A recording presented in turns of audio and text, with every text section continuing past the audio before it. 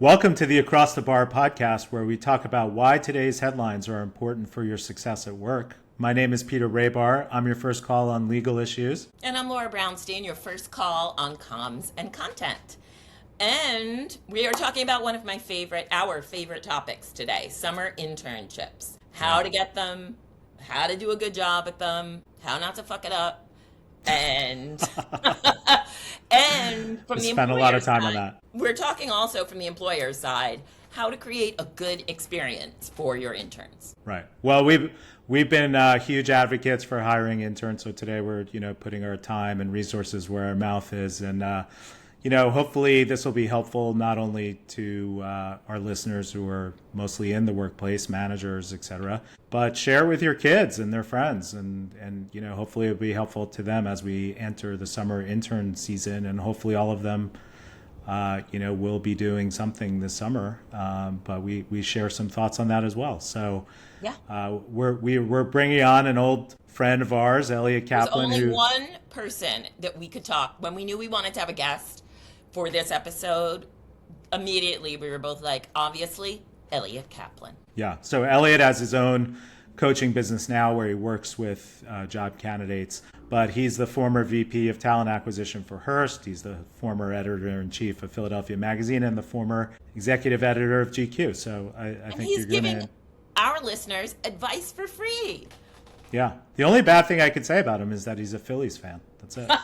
I mean, that's enough. All right. Eliot, as promised, we have the man, the myth, the legend, Eliot Kaplan. If you were an editorial professional anytime in New York, I would say from like 2000 to 2015, let's say, Eliot Kaplan was the name you needed to know because he ran senior editorial recruiting for the Hearst Corporation. Cosmo, which was the best of the magazines, Esquire, Women's Health, Town and Country. Eliot Kaplan hired them all, including Laura Brounstein.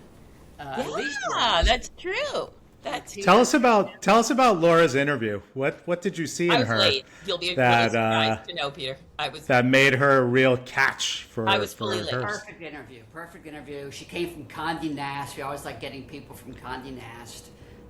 Very polished, clear. She would get along with the editor of Cosmo. And Peter, you kept me out of legal difficulty many times in my hiring, so it was great to be with you guys again. Yeah, and that's not your only distinguished position. You were also editor-in-chief yourself. I was editor-in-chief of Philadelphia Magazine, and I was number 2 at GQ when they kind of came to life in the 80s.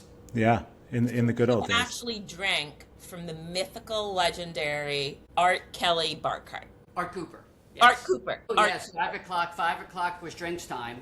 The legendary editor of GQ. And what did he have in his offices? Liquor. Cigarettes. Cigarettes. Did you have a choice of cocktail, or was it whatever he served? He pretty much had a stacked bar, and often we would do wine tastings too with Alan Richmond, the wine critic. This was the good old days. Art was a vodka guy, but you could get single malt scotch. It wasn't a beer kind of crowd. It was a sophisticated, but not cocktails either. Vodka, 3 fingers of vodka with an ice cube. Oh, okay. Yeah. No vermouth. Yeah. You're not like messing around with any vermouth. No. And the poor editor-in-chief assistant had to go get ice. It was very Mad Men-ish. I mean, honestly, that's the least of the things that editors-in-chief assistant. That's true. Editors-in-chief's assistants had to do during that era. Ice was okay. Yeah, there were worse things, I'm sure. Yeah. All right. So this is our very special summer internship episode. And I'm going to just, coming off of that, one quick question for both of you, and then we'll get into the serious stuff. Should you give your underage interns alcohol in your office? I would advise against that, Peter, from a legal perspective. That's a really bad idea. I would not. Okay. No, that's a no. We're giving people great advice already. Yeah. We could talk about recommended activities with interns, although that's not the focus of this episode. But giving alcohol, particularly to underage interns, is not a great idea. Bowling's better than alcohol. Food. Yeah. Good softball question to get us started. Thanks. Right? Thanks, I just Laura. wanted something that I thought you guys would each both know. Okay, so we are going to talk both from the point of view of the intern and the employer, and then we'll throw in a little bit with if you're not the boss, you're not the intern, but you're working at the company where there are interns, kind of do's and don'ts. And we're going to get into how you go about getting an internship, how to make the most of it while you're there, and what to do after. And a lot of these are questions or ideas from lovely readers, not readers, sorry, old habits die hard, lovely listeners and watchers. And I had incredible internship experiences in college. Did you guys have internships? I had an internship at the magazine I later returned to as editor-in-chief. Nice. Wow. Philadelphia. It was kind of weird when I came back as editor-in-chief, but there was one guy when I was an intern who sent me out to get his umbrella that he had left behind. And coming back, I remember I said, make sure you have an extra umbrella in the office, and I later fired him. Oh well. Oh, well. I had one You had a good run. internship, but I spent several summers as a camp counselor. So fun. Which was a great experience. I think it's harder now. I think you do need at least one good summer internship, preferably two, Yep. given how competitive the entry-level market is these days. I think Personally, I like to hire someone who has gotten himself a good internship and has had at least one job where they are being paid to do something that isn't that fun or that they might not feel like doing that day. Lifeguarding, fun job, but you're being paid to do it. I want to see that you have been able to consistently show up someplace, even if you weren't excited every day. Do you guys agree on that? Okay. Peter, do you actually have an assistant with you today? Yeah, I have a foster dog. Let's see him. Sabrina. There she is. Her, Sabrina. So you might Beautiful. you might hear her. If you want to adopt her, please come over immediately. She's available. Would you hand her to someone right now in the middle of the podcast? Yeah. And be After background checks and in a short internship, I'll hand her right off. But you asked a question about what types of jobs reflect well on applicants and whether we'd hired someone, and certainly jobs that show responsibility, grit, determination, motivation, a little drive. Those are appealing. Certainly in an internship context. I mean, people put a lot of pressure on themselves to find exactly the right internship, and that's not always necessary. Maybe if you're in a very specific track of finance or something, but otherwise you want to sort of build up to your final internship before you're applying for real jobs, in my view. I agree. I like seeing on a resume also the summer they had to work in the family's construction business. Because I had to make money to pay for, my spending money in school. I think it's good to have one of those kind of jobs too. I scooped ice cream the year I was an intern to make some money. Nice. Those were the days before they paid interns. Right. When we were climbing up mountains in the snow to get our internships. Literally, I went to Cornell. I was climbing up a mountain in the snow to get my internships. But it was never paid. Well, actually, I did the big junior year summer.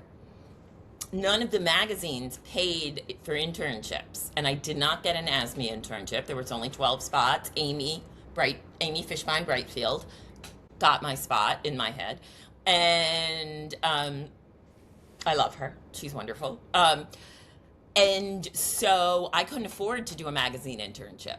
I had to make money over the summer, and so I wanted an ad agency. I was like, I figure it's the same thing. It's just opposite. And then I did another internship unpaid over Christmas break senior year. And I think another tip is if there is someplace you really want to intern, but they don't pay enough or don't pay, see if you can do a shorter period of time internship with them. Because you might be able to swing not getting paid for 3 weeks, but not 8 weeks. So just an idea. Right. Or sometimes places give internships off, non-summer. Yes. Christmas. It's less competitive. Great point. So you can do something in the fall. Yes, I was lucky enough to be a White House intern during college. And I was an intern for Dee Dee Myers, who was then the first female press secretary and the youngest press secretary. And it was one of the greatest experiences ever. The White House interns, I've heard some stories about that. Yes. But that brings up a good question. And Laura, quickly, I'll say these days, all internships should be paid unless they fit very specific requirements And under is the that law. mostly from suits where people Yes. had bad experiences as our interns, literally? No, not It's at not all. from I mean, magazines? no, it's partially driven by that. But look, there was a lot of companies, as There were a we lot of discussed. suits with magazine interns suing for being told to Of do course, those things. but it was rampant across in a deteriorate in a poor economy. There were a lot of companies just abusing internships. They were giving 30-year-olds internships. It wasn't like a college high school thing. It was a way to just substitute for paid employees, which led to a lot of lawsuits, which led to interns being paid. And so I will say most internships are paid unless they meet like very specific requirements. But you bring up a good point, Can both you of pay you. with college credit? Very limited circumstances Okay, these good days. to know. Very limited.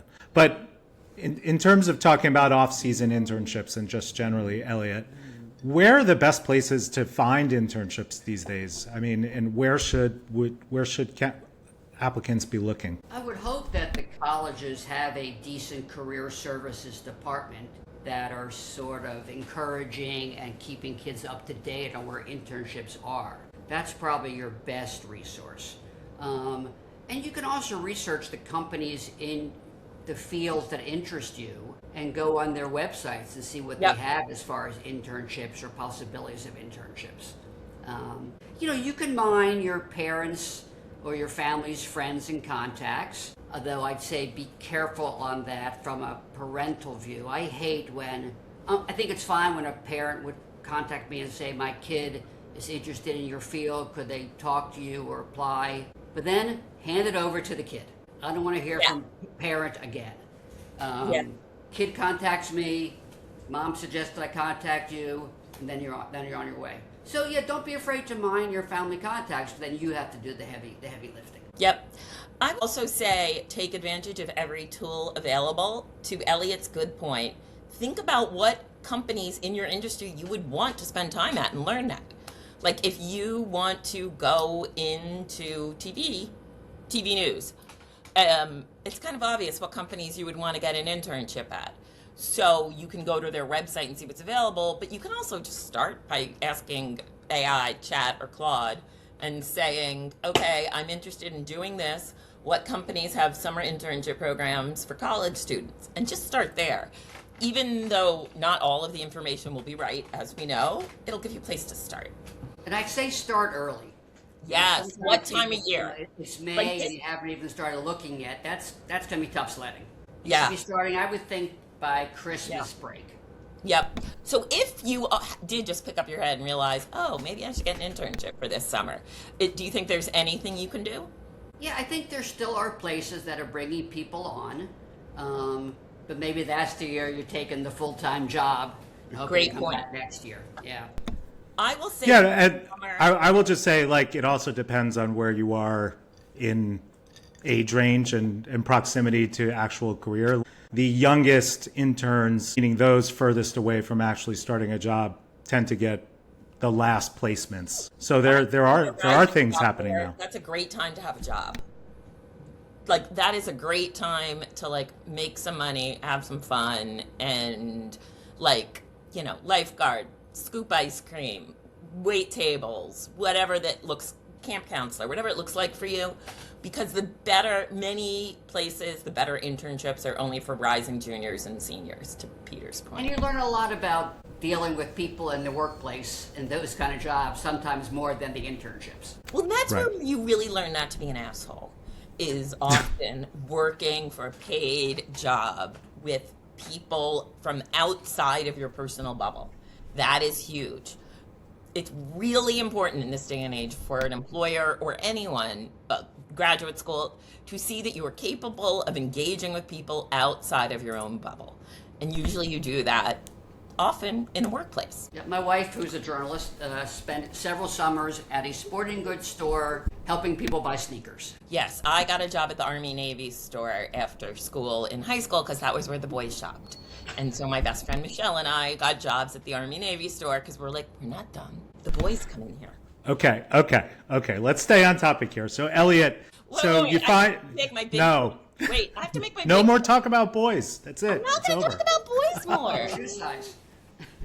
My big point is this summer is different than every other summer. Every other year, every campaign is looking for free help. Huh? Get yourself an internship on a campaign this summer directly for a candidate, for a local candidate, or for a party or someone, that addresses a specific issue you care about. If you're a gun safety girl, get yourself an internship at Everytown for gun safety. If you care about women having healthcare and reproductive rights, get yourself a Planned Parenthood internship. It's a great time because there's money pouring into the midterm cycle this year. Take advantage of it. There's no such thing as too late to find a political internship this summer. Do those Sorry, jobs that's my pay big well? PSA. Or are they strictly volunteer? What? Are those Yeah, jobs- many of them are paid. Some of them are for credit, I think, but many of them are paid. And a good place to start is usually you're a local person in your that is your assemblyman or congressperson running. Okay. So, All right. okay. So let's now that the political pitch is over, I think that's a good pitch, by the way. Eliot, you find the job you want, and you need to send a resume and a cover note. What's your up to date advice on cover letters? What employers are looking for? We've heard a lot about sort of satisfying the bots and integrating the job description terms. What's your 1 minute advice on an effective cover email or I would try to get a contact at that company, either somebody you know or a distant connection via LinkedIn, and reach out to them at the same time you're applying online and saying, I've applied for this internship. Can you make sure somebody sees my application? Otherwise, you are at the mercy of the bots or just somebody who doesn't want to look at 500 applications. Cover letters, I'm still in favor of them. I know sometimes people think they're useless. I think especially for a job that involves communication. If you show you can communicate well, take advantage of it. It might be different if you're a software engineer or investment banker. One thing I think is smart to do is find out what the norm for addressing superiors in the industry is. When I would get emails for people applying for magazine internships and they would say, Dear Ms. Brounstein, it made me so uncomfortable. And also kind of showed a little bit of a lack of research. Like everyone in magazines pretty much calls each other by their first name. And I think it's not hard to find that out from people and use that norm. Any other notes on anybody else's part of? Yeah, I think that's a really, really good tip. One of our listeners, said the best candidates are the ones who could create an internship where one doesn't exist. And that's through, the power of networking. And so you talked about starting early, and I think part of starting early, which is essential, which is something that should be happening all the time, is networking, like reaching out and meeting people and talking to them. I mean, if we're talking about people who are in college or just out of college, you haven't worked, you need to learn about these industries, about what people do. And what's the best way to approach someone who you haven't met, and you want to learn more about what they do on a daily basis, and then perhaps flip that into a potential job opportunity? Good question. I think you always want to make it seem like it's not a lot of work for the person you're asking. Yes. I always say to Great you want to have lunch? Can Great. I pick your brain? Tell me about how you started in your career. If you don't know them, can we do a 20-minute FaceTime? No one wants to have lunch with you. No. Can I take 5 minutes of your time, talk about your company and perhaps other companies I haven't thought of, showing you have given this some research. That always appealed to me. And I would give, especially if a kid from my college or somebody I knew or distantly knew, I would always give them the 5 minutes. I don't know about this turn. One thing we didn't talk about, but is interested now, sometimes there are awards at colleges where you win X amount of money as a fellowship, or you can use that money toward an unpaid internship, I believe. Peter, would companies allow that to be done? Potentially. potentially. So that's a way Yeah. you can maybe talk as somebody in who doesn't sponsor an internship because they can't afford it, to say I'm already funded by my college and it pays at least the minimum wage, so you are covered, and I can do this and still make some money this summer. I think that's a great idea. Also, think about whether you want to be part of an internship program with other people somewhere big, or you want to be someplace small and learn in a more one-on-one way. I had a couple experiences where I was part of a larger internship program, and that was really fun because you're meeting people from other colleges who have interest in the same industry you do, and you may cross paths with them in the future. Yeah. And I think, the one thing I would say in this process, you want to project positivity, responsibility, Curiosity. Curiosity. You want to be someone they want to work with one day, potentially, whether it's this summer or another time. And so maybe you're just reaching out and talking to someone, and if you're curious and you ask good questions and you share relevant experience, they may say, that might be interesting if we did something together on that. I didn't think you would have that experience, but yeah. So any interview tips? Say you get to the interview. How about a couple quick interview tips? Obviously be knowledgeable about the company. I always say, whether it's a job or an internship, sort of have your 3 greatest hits. The stories you want to get across no matter what the question is. Here's this project I accomplished. Here's what I'm doing in school. Here's something I'm proud of. And you're going to get those out no matter what the questions that you're being asked. I think you want to get a sense of, or give a sense that you're going to be a team player, you're curious, as Peter said, you're someone who's, I like to be at the office with 8 hours a day for a couple months, and not somebody who's super needy. That's don't ask needy. Ooh, good one. Good one. At 3. I have a foster dog I have to take care of. Ouch. Yeah, well done there, Eliot.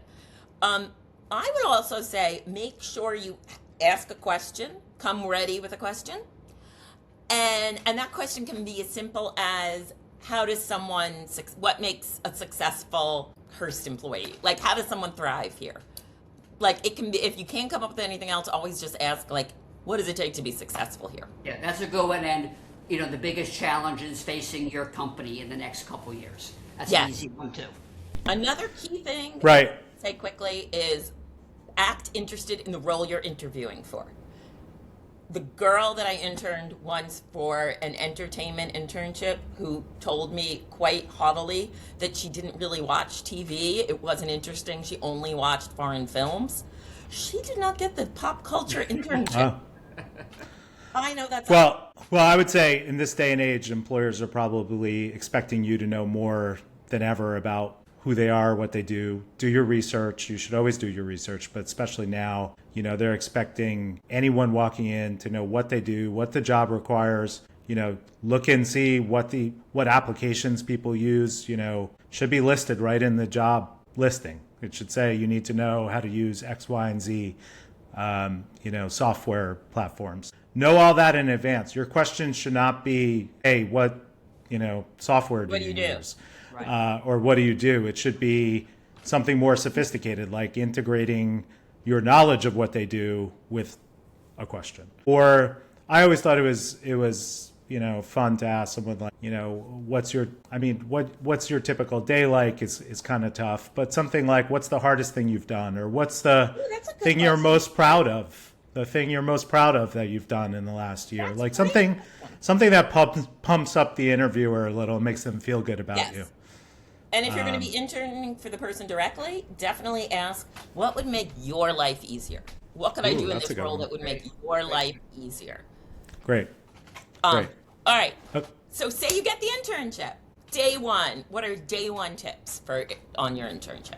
I think day 1 is feeling out the scene. Is this the kind of place that loves you raising your hand all the time and asking for stuff? Or is this the place that's a little more laid back? At some point in the summer, you should be asking for more responsibility, but it may not be day 1. Right. So feel things out. Is this a deadline week? Is everybody under stress? So give it a little time to see where everything fits in, but hopefully you are working at a place that has some kind of structure to the internship. You should have somebody who's in charge of the interns. You should have someone who's assigning people to a specific person or to a department. And it shouldn't be just kind of freestyle. I think. Can you get a feel for that during the interview? I think you can. Well, who will I be working with? What departments will I be working with? Any sense of what projects I may be working on? Some places are kind of sink or swim. I think those are tougher. And you got to be the kind of person who can thrive in a sink or swim situation. And if you're the kind of person this would be good for, do a dry run of the commute the day before or the week before at the same time. If you are someone who gets anxiety or nervous about going new places physically for the first time, especially if you're not used to commuting in a city, say, do a dry run.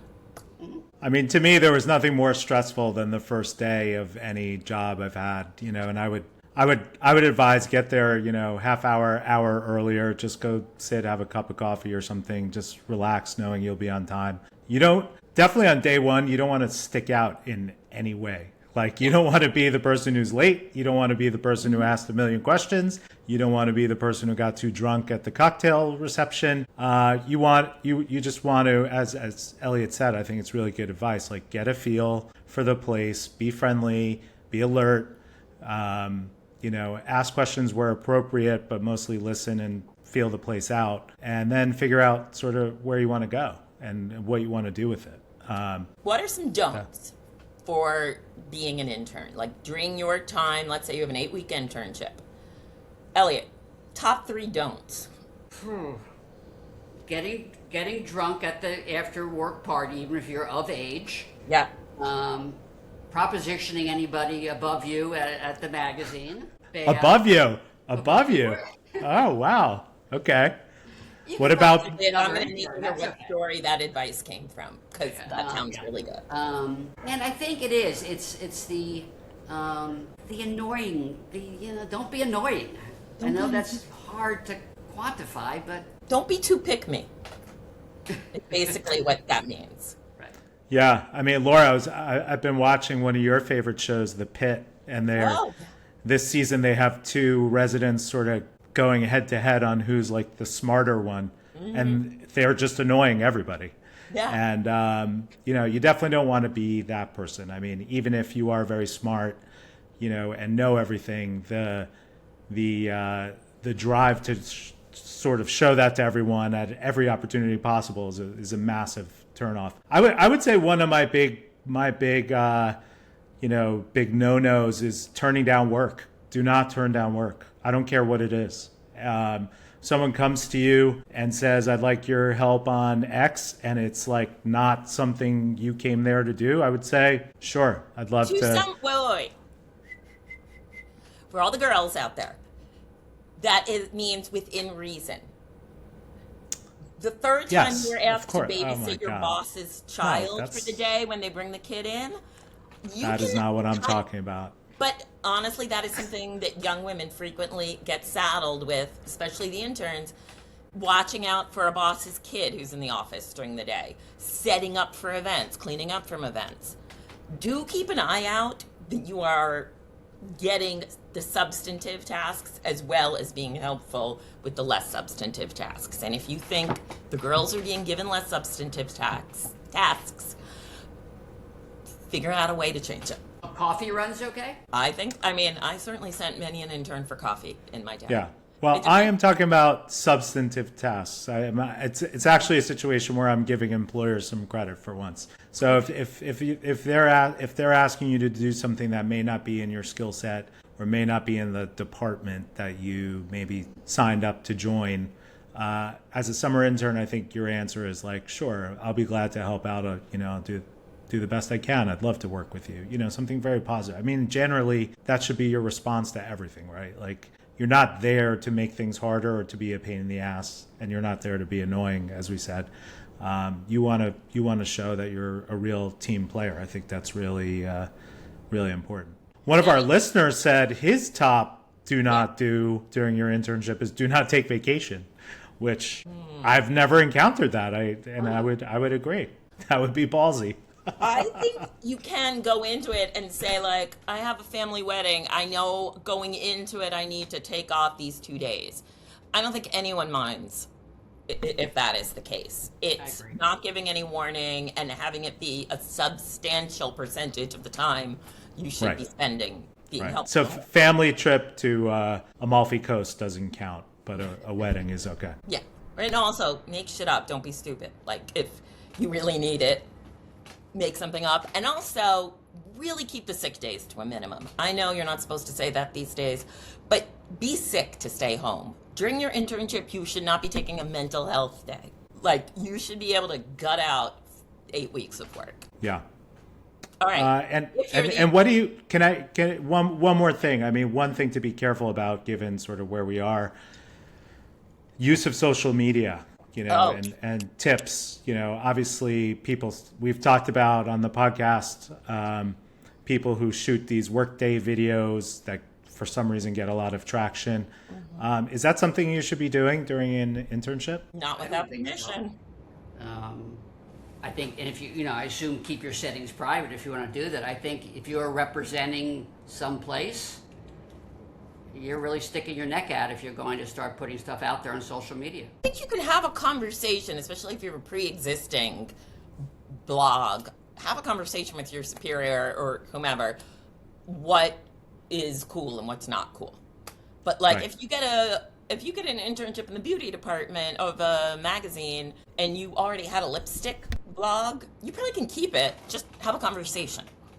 Also, don't talk politics at work. Do not assume that people at work, if you are not in a political internship, don't assume that they have the same opinions that you do. They really may not, and that could be awkward. All right. Yeah. I would say asking permission helps. And if you have a social media presence, the dog agrees. The dog agrees. If you social media presence. If you have a social media presence that matches, what you're doing for the employer, you may want to say, hey, I have this, and maybe they already know about it. Maybe that's why they hired you. Is it okay if I post, or is there a way we could do something together? And they could say yes or no, and that's that. That pit doctor was putting stuff on TikTok. That's right. There you go. Turned out to be good. Dr. J. Dr. Yeah. J. Okay, let's get to tips for the employers and other employees at the company. What are some good do's when you're overseeing an internship program or an intern? I think constant communication, setting expectations. We talked about some kind of structure. Mm-hmm. Here's what I expect from you this week. Follow up with them. That research you gave me was great. That research you gave me maybe fell off a little bit. Here's some other people you could talk to.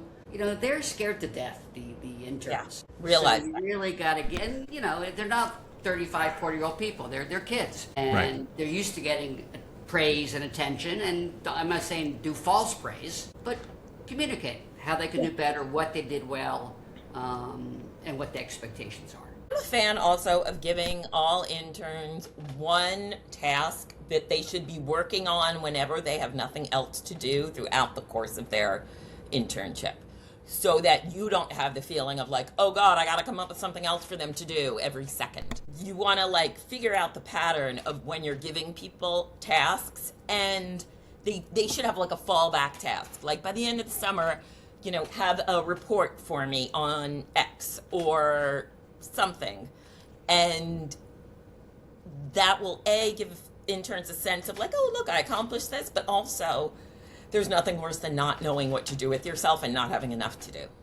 Yeah, I think one of the most valuable things you could do for an intern is assign them mentors or someone to just be responsible for them throughout the summer. That doesn't mean you have to spend every day and every minute with them, but it means that you're the one who's going to check in on them, make sure they're okay, be a resource if they have questions, take them out to lunch every once in a while. I mean, those could be the most valuable experiences, those moments of, one-on-one interaction that are not necessarily tests of their work competency and skills, where they can ask you questions freely and get a better sense of who you are and what the company is.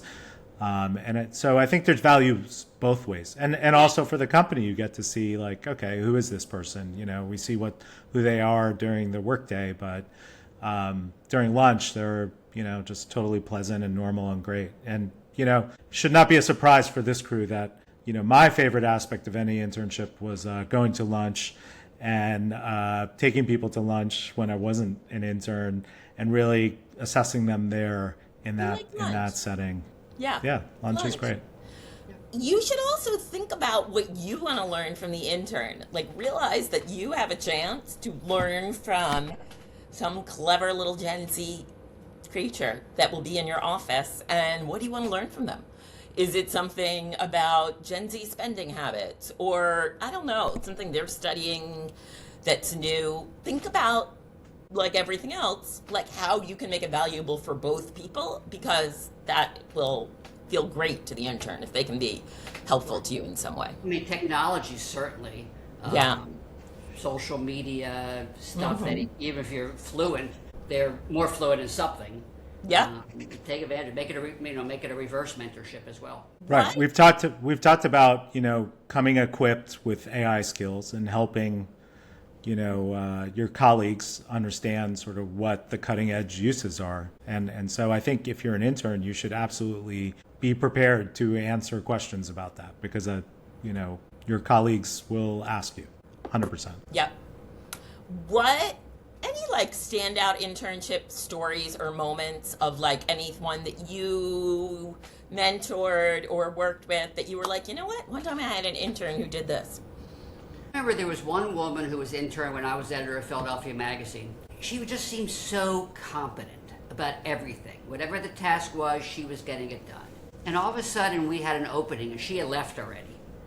She had gone cross-country with some friends, and this the day before cell phones. I remember calling her parents and said, when Sarah calls in from a payphone, tell her to call me right away. We have a job. You make those kind of impressions as an intern, you can get hired pretty quick. Yep. Wow, you're like intern Santa Claus. Well, I think that leads us to after the internship, how to make the most of it and stay in touch to have it pay off for you. What do you think is a good cadence or process for keeping in touch with both your direct boss that managed you and or others at a company where you interned? I would say not too frequent, but don't become a stranger. Probably something right at the end of the summer, obviously. Maybe something later in the year along the lines of, I just finished a project I think you really would be impressed by. Some of it was based on the information I learned this summer. And then maybe again toward February, March, when you're starting to apply for internships. Just want to keep you posted. I'm very interested in returning to the company, as an employee. Again, usually jobs are filled as they come up. But to get on their radar, I think maybe 2 months before graduation.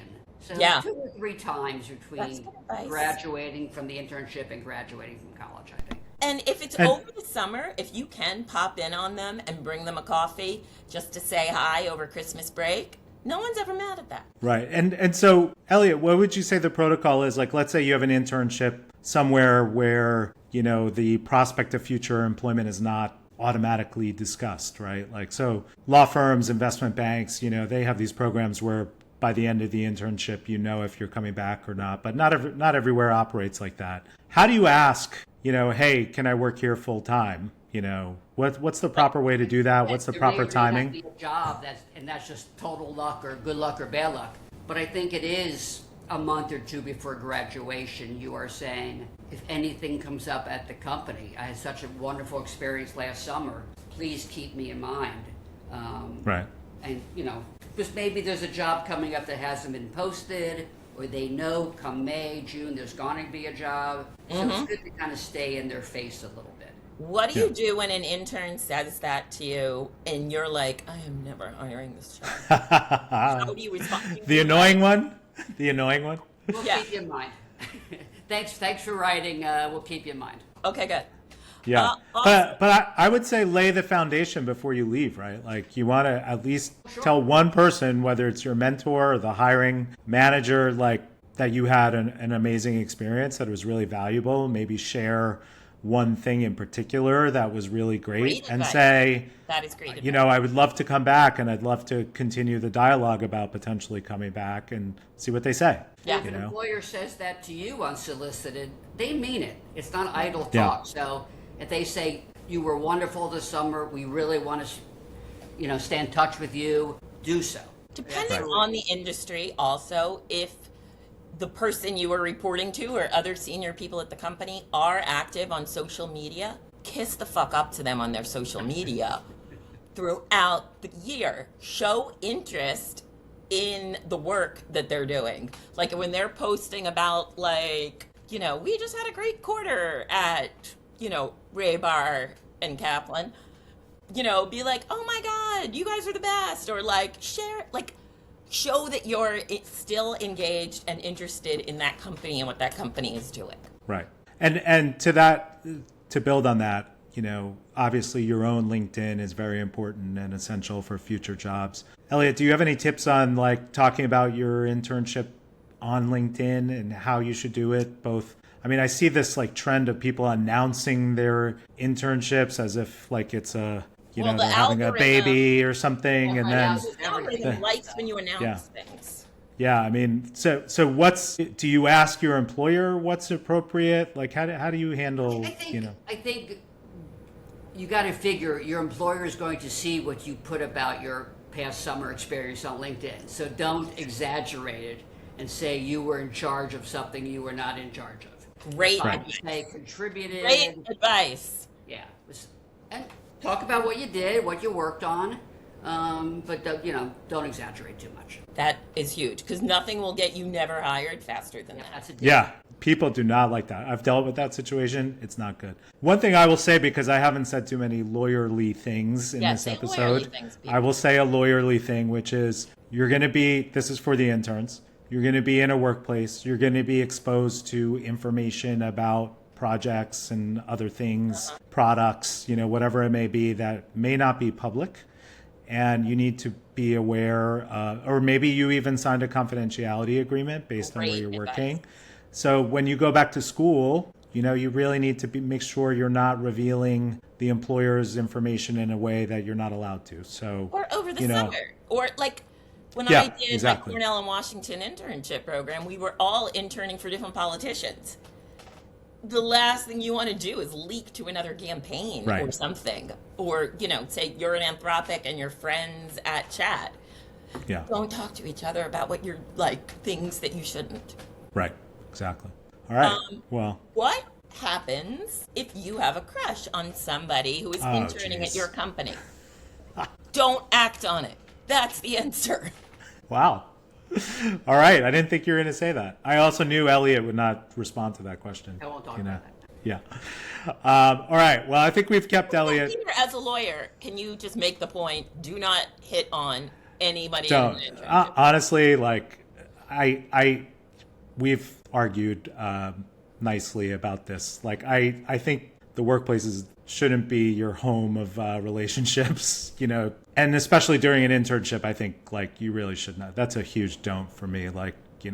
Don't engage in relationships with people above you, below you, to the side of you. I think just don't do it for a couple weeks. Get out of there. Do your thing. Show them that they should hire you. That's the most important thing, more important than anything else. And there's a time and a place for the other stuff. How about that? Yeah.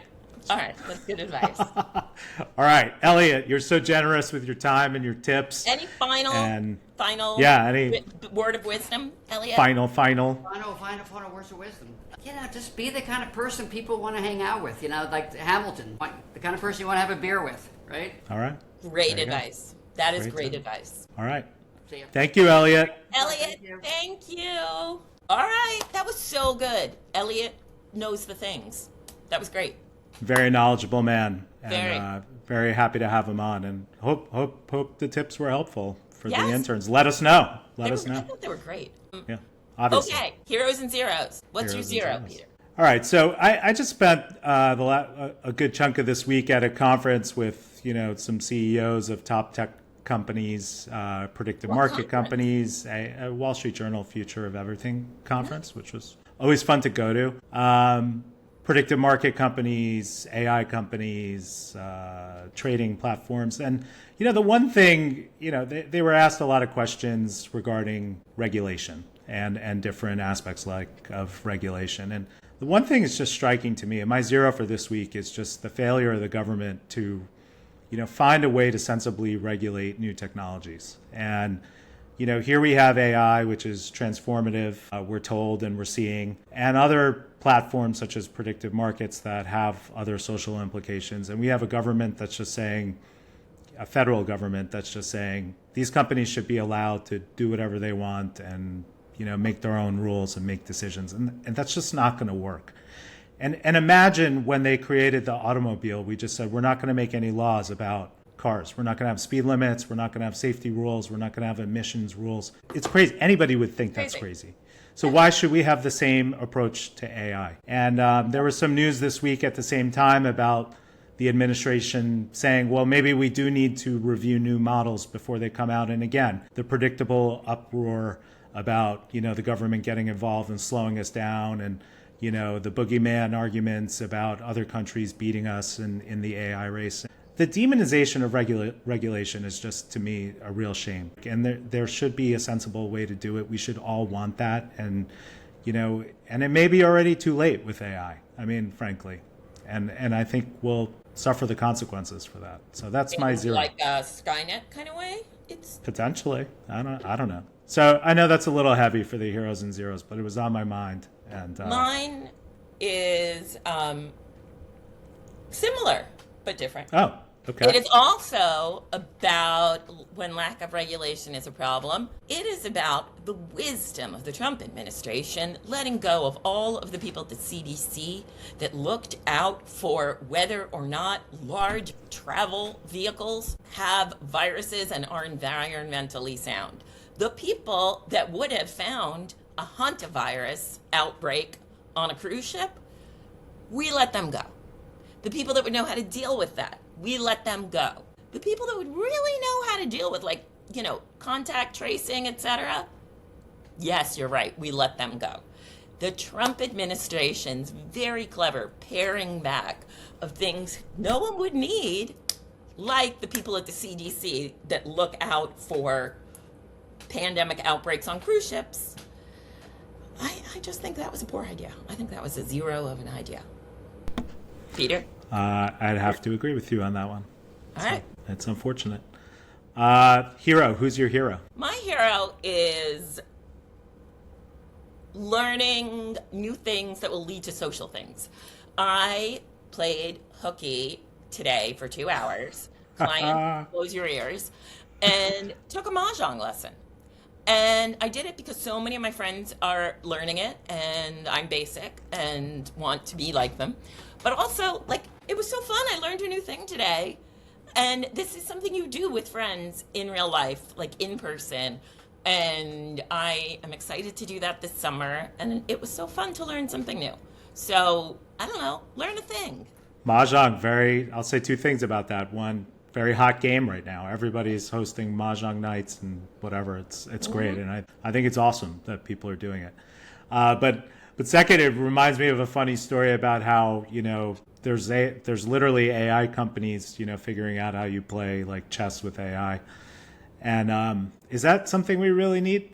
Do we really need to pull people away from human interaction to play a game that is best played? I mean, I know there's chess games against computers and whatnot, but we want to encourage people to be doing these things with each other, not pulling them away from it. So yes, and I asked Claude to give me a tutorial on it before I went to my first lesson, so I wasn't completely blind. Yeah, and it's a little bit helpful. A little bit. I didn't put that much time into it, to be honest, ahead of time. But I wasn't completely going in blind, and that was helpful. Yeah. So well, glad you did it. I did good. The lady said I did good. What about you, Peter? What's your hero? My hero is Timothy Chalamet, who was presented with the dilemma on Monday night of attending either the Met Gala or the opening game of the Knicks-Sixers series, and he chose the Knicks game. Congratulations, you made the right choice, Timothy Chalamet. And sorry, Ben Stiller, you made the wrong choice. I am not applauding Timothy Chalamet for his ongoing disrespect for the fine arts. No. That was one comment he made a long time ago. I thought Christine Taylor and Ben Stiller Let's move on. Yeah. They were adorable in their orange and The blue. look of shame on Ben Stiller's face when he realized Chalamet wasn't there and he was priceless. And I will say I was at the game last night. They made a big thing about Chalamet on Garden Vision, and they did not even show Ben Stiller. So, Wow. All Yeah. right. Oh, Sabrina. Sabrina has a viewpoint on that. Yeah. Yes. All right. Peter, Well, thank- we need to we need to post a picture of her for people that are listening when we post the episode, just so they know how cute she is. I will. And if they want to adopt her, as I said, please There you come. Hearts and Bones Rescue. I'll put a little plug in for them. Okay. They do a great job. And otherwise, thank you everyone for listening. Hope you enjoy the episode. Hope it's helpful to you and your interns in your life. And we'll return to normal programming next week. So Yes, thank you, Sadie Rahbar, for producing. And see you all bye. next week. Take care.